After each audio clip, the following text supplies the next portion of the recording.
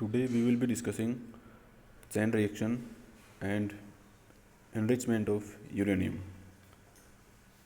We know that when a heavy nuclei bombarded with neutrons, then this heavy nuclei suffers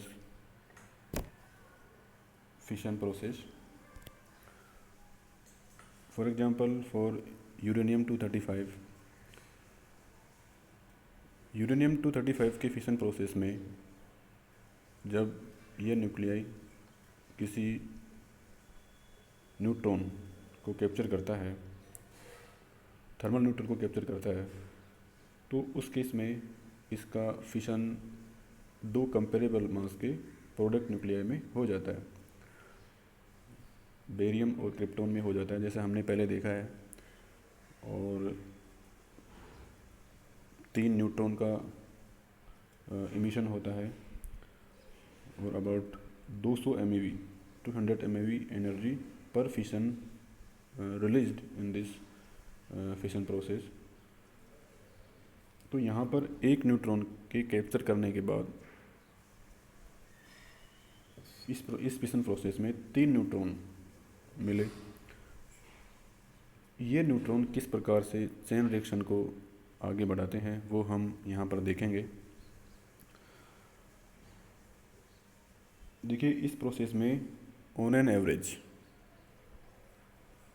2 to 2.5 neutrons emit होते हैं। यानी अगर uranium के 100 nuclei हो fission process में भाग लेने वाले, और एक न्यूट्रॉन से उसको बम्बार्ड किया जाता है 100 न्यूक्लियाई को, तो नियरली इसका 2.5 टाइम्स यानी 250 न्यूट्रॉन्स इस फिशन प्रोसेस में प्रोड्यूस होते हैं। अंडर सुटेबल सर्कमस्टेंसेज ये न्यूट्रॉन किसी नियर बाय यूरेनियम के न्यूक्लियस होते हैं, उनसे कोलाइड करते हैं और चेन रिएक्शन को आगे बढ़ाते हैं। यानी इस प्रोसेस में ये जो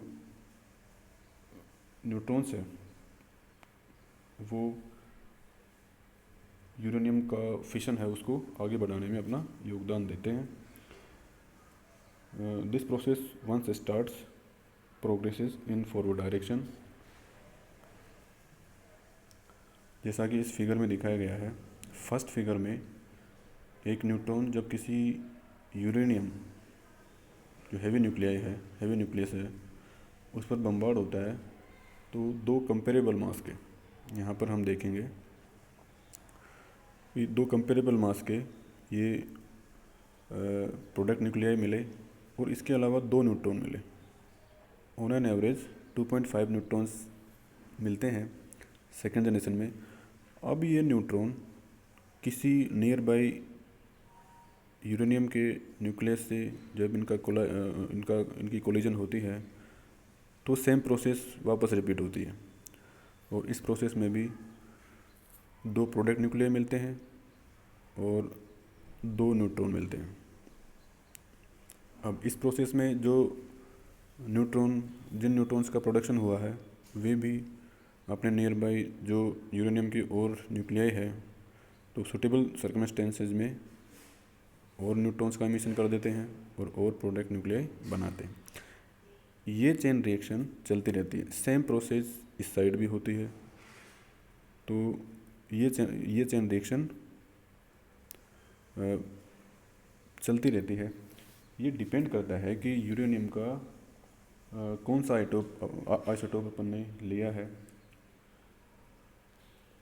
यानी chain reaction is a self-propagating process in which the number of neutrons goes on multiplying almost in geometrical progression during fission till the whole fissile material is disintegrated।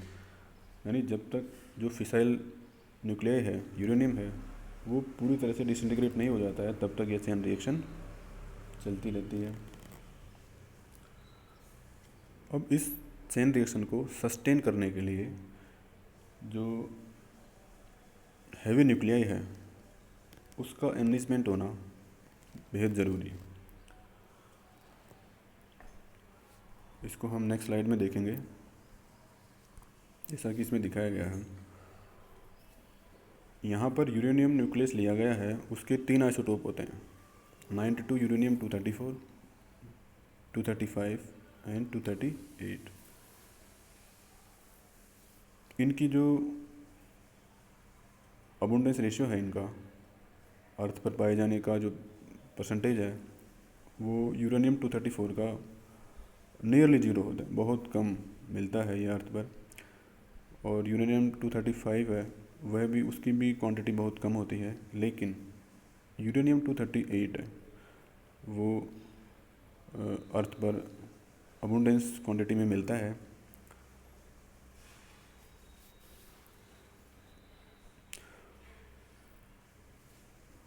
जब कोई न्यूट्रॉन किसी यूरेनियम 235 या uranium 238 के nuclei से collide करता है, bombard करता है, तो ये न्यूक्लियाई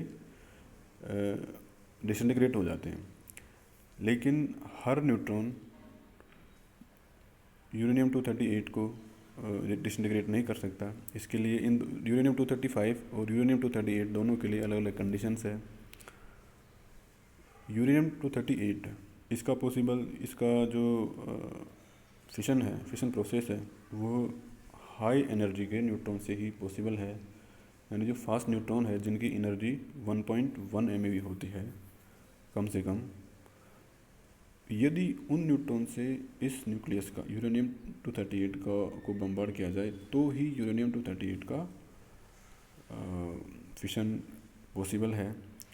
जबकि जो यूरेनियम 235 है, उसका फिशन थर्मल न्यूट्रॉन से हो सकता है, और इन थर्मल न्यूट्रॉन्स की एनर्जी 0.025 इलेक्ट्रॉन वोल्ट होती है।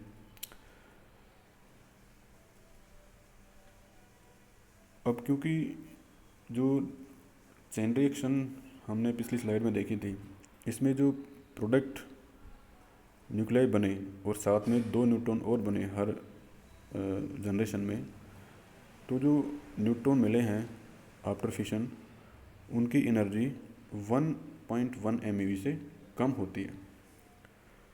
अब जब इनकी एनर्जी 1.1 MeV से कम होती है, तो ये न्यूट्रॉन यूरेनियम 238 को आगे यूरेनियम 238 का आगे डिसइंटीग्रेशन में कोई उनका कंट्रीब्यूशन नहीं होता है।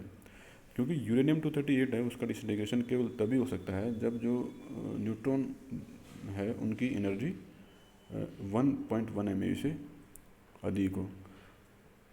और जबकि प्रोडक्शन में जो न्यूट्रॉन मिल रहे हैं, उनकी एनर्जी 1 MeV से कम होती है। तो ये न्यूट्रॉन यूरेनियम 238 के डिसइंटीग्रेशन में या फिशन में कोई कंट्रीब्यूशन नहीं देते हैं। लेकिन जबकि यूरेनियम 238 है, वो अबुंडेंस क्वांटिटी में अर्थ पर मिलता है, लेकिन यूरेनियम 238 है, उसकी क्वांटिटी है अर्थ पर वो बहुत कम होती है, 0.71% होती है।